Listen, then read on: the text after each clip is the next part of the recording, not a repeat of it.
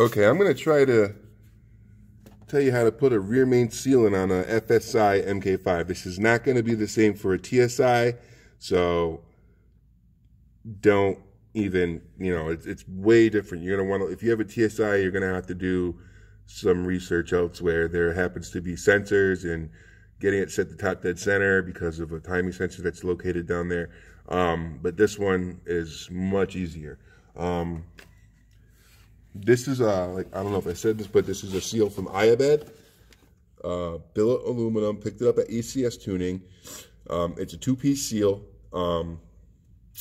This is the kind of job that is preventative. Hopefully you're not having to change your rear main because of a leak. If you are, I'm sorry.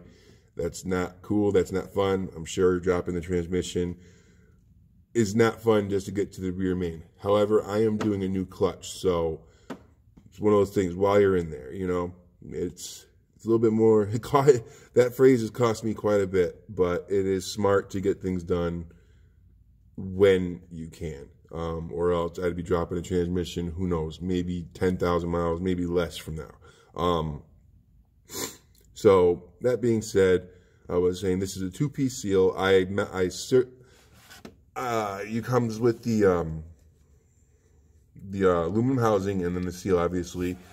To seat the seal, I just sandwiched it between 2 pieces of cardboard, then 2 pieces of wood, and tapped it in place with a hammer. It worked well enough for me. Just don't, I didn't whack it, but, just tapped it around until it was fully seated, along with putting some oil around the edge so that it slipped in easier. After you get the seal mounted into the housing, we're going to talk about pulling off the old unit. So here's the old unit with 8 bolts that hold it in place. There's one here, here, here, here, and here. So there's 6 up on top and then 2 on the bottom. These 3 holes here, there's one here, and then there's 2 on the sides, 2 small holes right there and right there.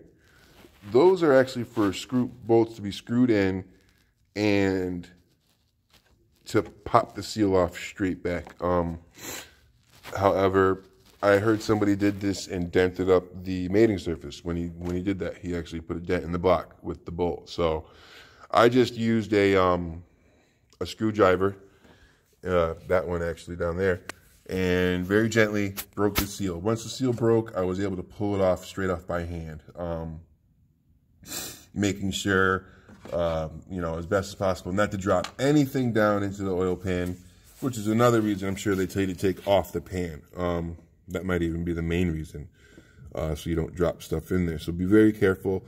You can actually see there's 3 pieces of not old, but straight down there, 1, 2, 3. Those are actually pieces I managed to pull out without having them fall in. So I'm pretty sure I got everything off.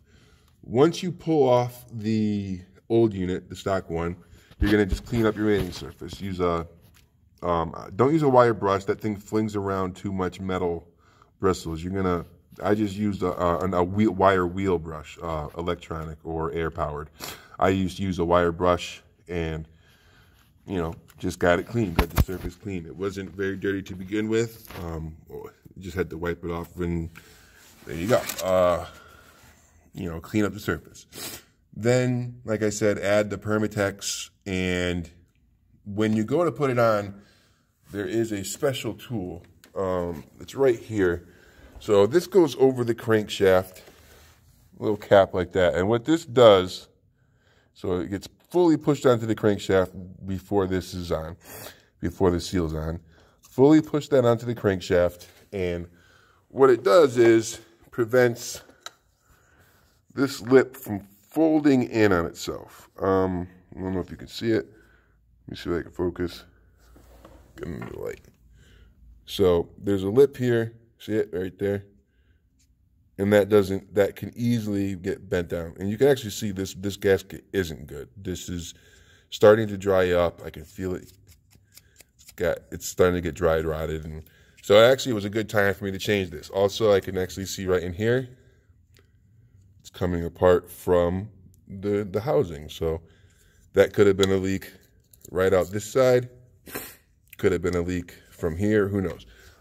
So I'm actually really glad I decided to do this. That being said, you take that tool right here, and when it's on the crankshaft, crankshaft, we'll pretend that this is the new one. This works for both the Iabed and the stock units. You just push this straight on, and then you're going to get to the wall, and let me see if I can do it one-handed. So you're just going to push it straight on, and then when it's sitting like that, you're going to pull it out, and that's it. And that keeps that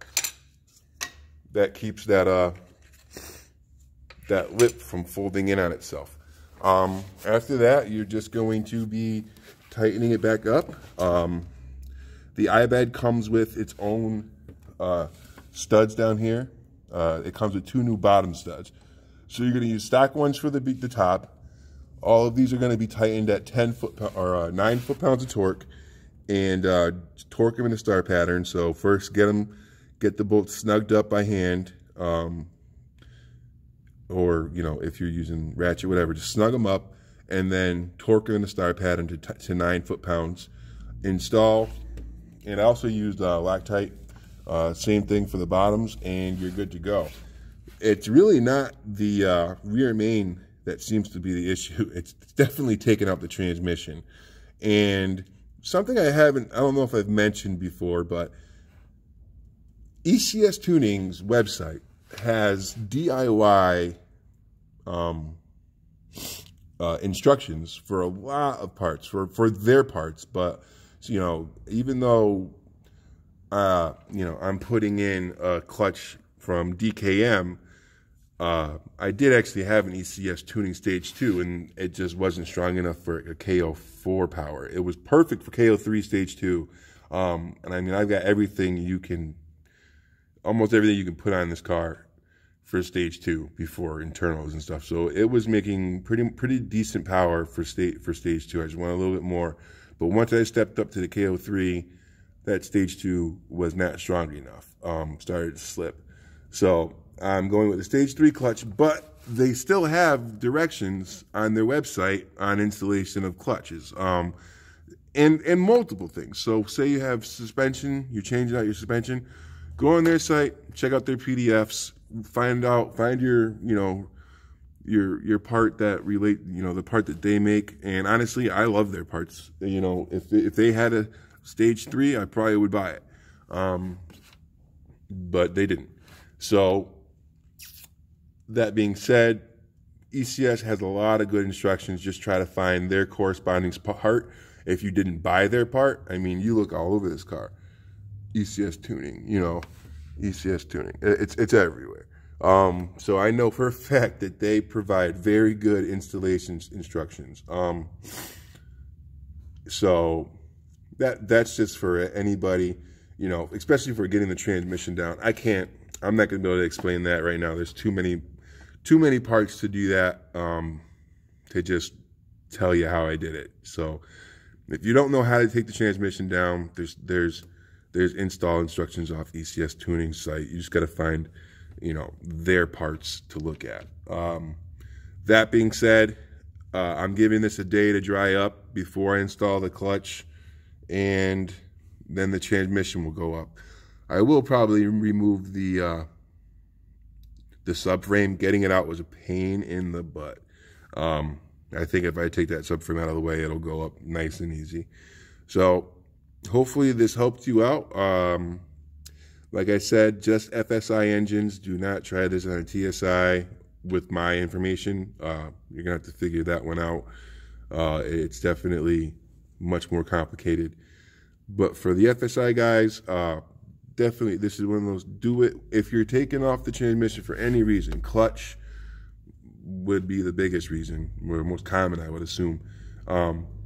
Yeah, do the rear main, because I honestly didn't think mine was that bad until I pulled it off, and you saw it's dried out, it's separating. So